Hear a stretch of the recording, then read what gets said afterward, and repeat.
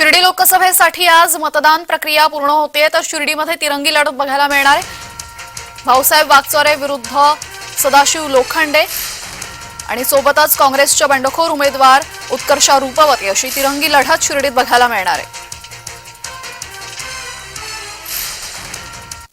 100% साईबाबांचा आशीर्वाद आणि ह्या जनता आणि महायुतीचे सर्व कार्यकर्ते नेते सर्वांनी मनापासून काम केलेलं, त्यामुळे तिसरी वेळेस देशाचे पंतप्रधान नरेंद्र मोदी साहेब ज्यावेळेस लोकसभेमध्ये बहुमत मागतील त्यावेळेस शिर्डीचा खासदार म्हणून जनता मला शिर्डीचं नेतृत्व करण्यासाठी पाठवायला सज्ज आहे। आणि त्याचा आज सर्वसाधारण बघा, सकाळी 7च्या अगोदर प्रत्येक लाईन लावून मतदार मत टाकतात आणि हेच ह्या ठिकाणी लोकशाहीचं पर्व आता खरंच सुरू झाले आहे। खूप चांगला प्रतिसाद मतदारांमध्ये दिसत आहे। मी अकोल्याला माझं स्वतःचं वोटिंग मराठी शाळेत करून मग तिथून काही बूथ्सवरती गेले।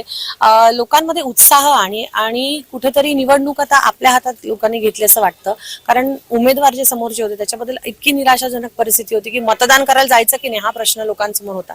पण एक चांगला उपाय आल्यामुळे ते नक्कीच मतदान करतात आणि आय एम होपफुल की चांगले रिझल्ट्स येतील।